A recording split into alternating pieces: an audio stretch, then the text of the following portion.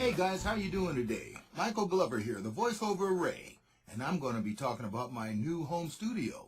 You know, when I started on voiceover, it was very easy to get a nice microphone and get a little space and record auditions for my agents and what have you, and then when you book a gig, you just go to a nice studio and boom, there it is. Those days have changed. COVID-19 has changed a lot of things for all voiceover talents, and the main thing being is that you have to have your own studio now, and you have to be an engineer and know how to work it. And so I've tried a lot of nice things and stuff to give me a nice studio, and I've got nice microphones, and all a nice microphone will do is pick up how bad your recording space is. And so after several tries of different things to have a quiet space, I finally broke down and did something I should have done from the beginning, and that was to actually build a very nice recording space. And so I designed a little something and put it together, and I thought I would show all of you, because since we're all dancing right now and trying to get all ready for this COVID thing, and even after COVID is over, I have a feeling that a lot of studios are going to keep you at home. It's a lot cheaper. But anyway, let me show you what I've been through, and let me show you what I've done. You're going to like this. Check it out. As I was starting my voiceover career, I was traveling quite a bit. So a lot of the work and training I was doing in hotel rooms. So I had to have something I could travel with and still record halfway decent. And this was my solution. A little box, I had a microphone, a pop filter, my little interface, and the whole shot, and that worked great on the road. But at home, it was a different story. Don't forget, I'm just in a bedroom at home, so I need to find a nice little corner or someplace to record. So I got this recording shield, or this booth shield, where I could shield behind my microphone and have a nice little pocket to record in. Yeah. Only problem, it did a nice little job for that little pocket, but all around me, the walls and everything, the sound was bouncing off of. This wasn't working. Well, the next thing on my list was the Chaotica eyeball. This is very controversial in the voiceover world. I have heard so many takes on it. Oh, this thing sucks. I think it's terrible. Well, actually, I think it's pretty good. I'll never use that ever. I think it's great, actually. I've heard so many things on it. However, I gave it a try and put a nice little USB microphone on the inside there, and it cut noise. You could equalize it a little bit. You could...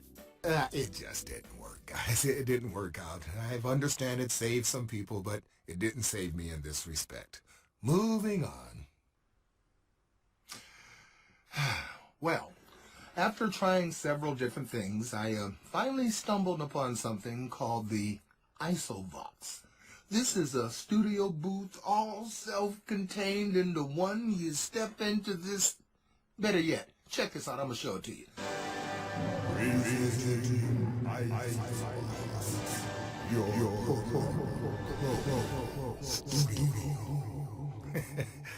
And as you can see, folks, it's a box you stick your head in, and it even has a flap in the back that closes to prevent the noise from coming from the back. And it's a little booth, and I mean little, and it's all cushioned and what have you, and you do your recording from inside there.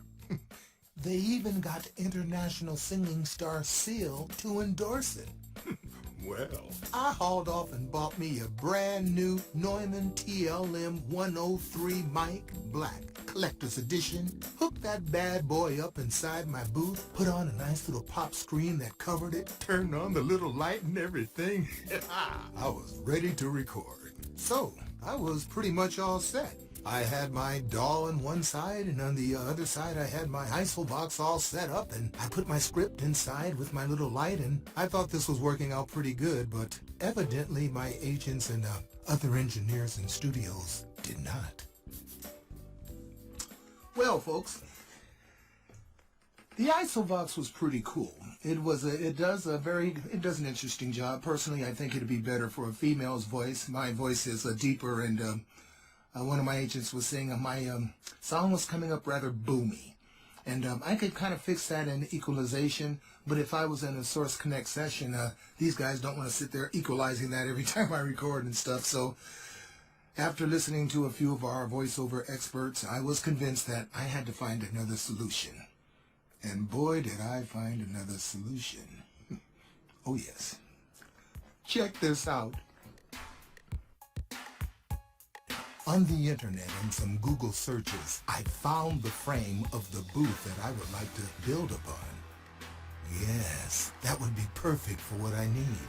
So, I went into my bedroom, measured the space. I decided to go a little larger than the one you were looking at there, and 7 feet tall, 4 feet around. There it is. There's the booth frame I need. And putting it right next to my DAW. On the left, I could sit and do my processing next to the window. But on the right, that is where my booth will be. Oh boy, here we go, folks. Now's the time for me to get my acoustic blankets to go around my frame. And the only place to get that, folks, is at Vocal Booth to Go. They have excellent customer service. They shipped them very fast for me, and they did a great job in customizing what I wanted. Now, let me show you exactly what they did. The first thing they wanted me to do was to send them some rough sketches of what I wanted done. So, one morning as I was having my coffee, I began to sketch. I started by showing them the size of the blankets I wanted and how many I wanted. I decided I was going to be using 2 blankets in my custom design, and one of the blankets will have 2 windows put on them. The roof is just a top that fits right over, 4x4 all the way around, and I had to show them the placement of the windows. And so doing the windows and doing the 2 blankets so that I could have it open on each side, they got back to me and let me know that they will be putting that together and sending it to me ASAP. And when they did, the transformation has started.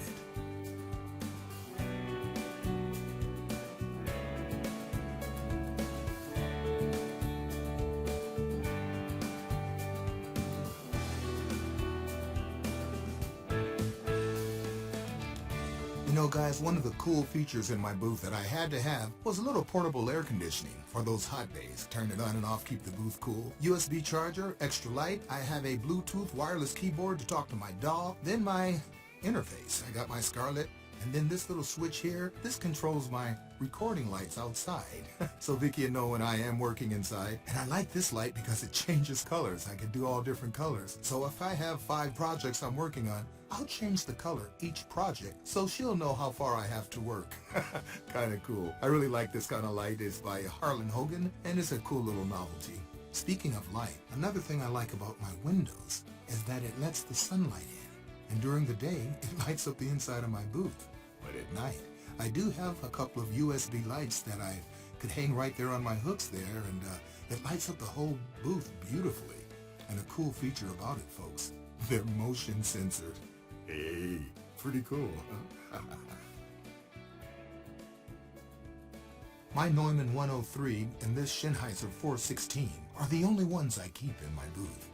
The booth is customized so that it can open on both sides, being that it is so close to my bed. And it's really cool, folks, because when I open it on both sides, the Velcro that comes with it automatically holds it open. How cool is that? With their prompt production of my acoustic blankets and their customer service, Vocal Booth to Go did an excellent job. And as far as my new booth, well, I think I like it.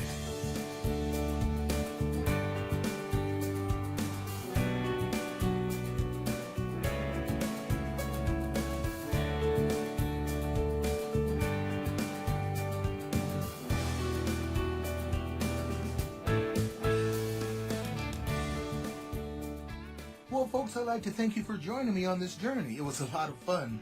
And as you are going for a new studio or whatever you're doing like that, the other choices, the Isovox was really not bad. It just took a little equalization for me. Also, the Chaotica eyeball can be equalized and can be worked with. I know a lot of people who have used them and have worked very successfully with them. However, I am very pleased with my booth.